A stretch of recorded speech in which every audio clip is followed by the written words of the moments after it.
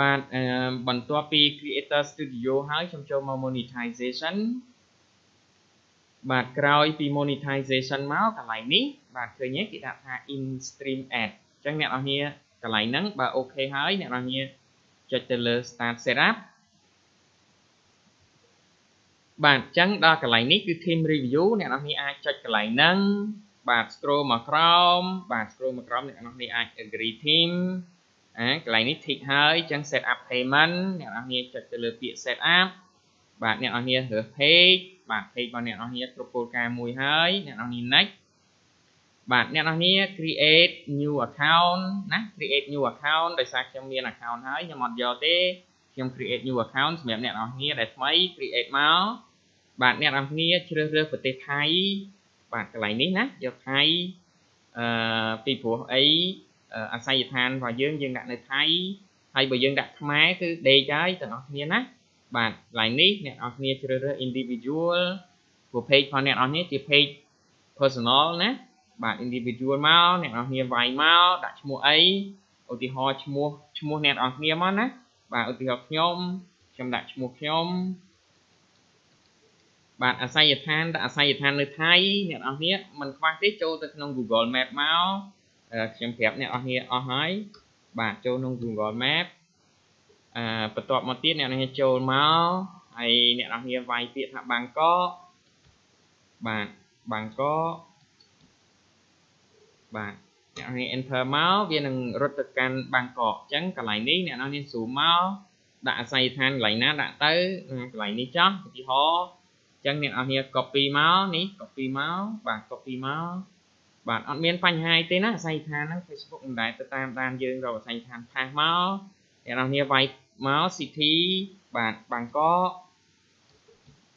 បាទហើយ select state បាទអ្នកនរគ្នា select មកណាបាងកកpostal zip អ្នកនរគ្នាមើលមកណានេះ zip នេះ10គុត200អញ្ចឹងកន្លែងហ្នឹងអ្នកនរគ្នាបំពេញមក10គុត200បាទ Thailand តមកទៀត phone number អ្នកនរគ្នាដាក់មក phone number របស់អ្នកនរគ្នាក៏បាន phone number ណាក៏បានដែរណា phone number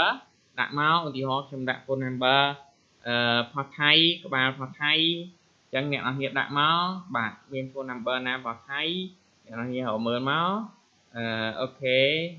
ឧទាហរណ៍ធម្មតានៅក្នុងនេះគឺមាន phone number អញ្ចឹងអ្នកនរគ្នារកមកបាទឬក៏ fax phone number ណៃណាមកនេះបាទអ្នកនរគ្នា copy មកបាទកន្លែងហ្នឹងអ្នកនរគ្នាដាក់មកណា Ctrl V អត់បញ្ហាទេណា phone number អត់មានពាក់ព័ន្ធអីជាមួយនឹង bank ធនាគារយើងទេបាទបន្ទាប់មកទៀតបាទកន្លែងនេះ phone number បូក66អ្នកនរគ្នាកែបន្តិចមកបាទដាក់ឲ្យវា standard មកណា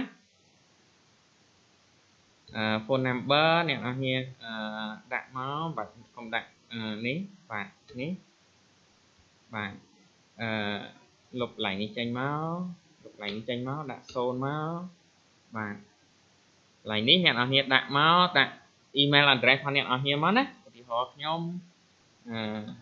បាទខ្ញុំដាក់ email address របស់ខ្ញុំមកបាទកន្លែងហ្នឹងអូខេហើយកន្លែងនេះតា ID នេះ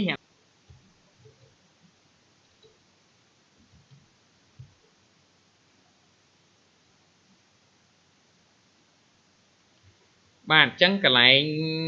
តា ID មិញហ្នឹងអ្នកនរគ្នាដាក់លេខទូរស័ព្ទរបស់អ្នកនរគ្នាមកណាបាទអញ្ចឹងកន្លែងនេះមកដល់កន្លែង bank កន្លែង bank នេះអ្នកនរគ្នារើសមកខ្មែរណា Cambodia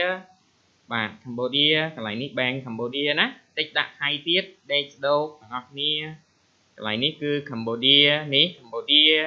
Swiss number របស់ធនាគារអ្នកនរគ្នាទៅមើលទៅធនាគាររបស់អ្នកនរគ្នានីមួយ search មកឧទាហរណ៍ថា ABA bank បាទអញ្ចឹងអ្នកនរគ្នា search មកអ្នកនរគ្នានឹងឃើញបាទខ្ញុំ zoom ឲ្យអ្នកនរគ្នាមើលធំបន្តិចបាទកន្លែងនេះ ABA bank បាទ ABA bank អញ្ចឹងកន្លែងនេះអ្នកនរគ្នាអាចsearch រក Swiss number តែម្ដងក៏បានដែរអ្នកនរគ្នាអាចដាក់ Swiss បាទ Swiss code បាទ ABA bank អញ្ចឹងមកនេះកន្លែងនេះវានឹងបង្ហាញនេះSwiss ABA bank កន្លែងនេះខ្ញុំ zoom ឲ្យអ្នកនរគ្នាមើលឲ្យកាន់តែច្បាស់បាទនេះ Swiss code អ្នកនរគ្នាប្រើអីគេប្រើAC Lida អ្នកនរគ្នាដាក់មកបាទ A Silida Bank Cambodia អ្នកនរគ្នាវិញមកនេះ A Silida Bank នេះ ACL BK HPP នឹងមកយកមកដាក់មកណាបាទអ្នកនរគ្នាប្រើធនាគារអី search មើលធនាគារហ្នឹងឬក៏នៅសៀវភៅធនាគារមានហើយបាទអ្នកនរគ្នាដាក់មកបាទ Control V មកសំទោសកន្លែងហ្នឹងអ្នកនរគ្នា copy មកបាទ copy មកនេះសម្រាប់ធនាគារACIDA អ្នកនរគ្នា copy មកអ្នកនរគ្នាដាក់ switch number មកតមកទៀត account number account នៅលើសៀវភៅណាលេខកូដសៀវភៅលេខកូដ account តមកឈ្មោះបាទឈ្មោះមកហើយអ្នកនរគ្នាបាទ link bank ភ្លាមណា link bank ហើយគឺអូខេ account របស់អ្នកនរគ្នា page របស់អ្នកនរគ្នាទទួលបាននៅ connect ជាមួយនឹង page របស់អ្នកនរគ្នាហើយ page របស់អ្នកនរគ្នាពេលរកលុយបានរៀងរាល់ខែ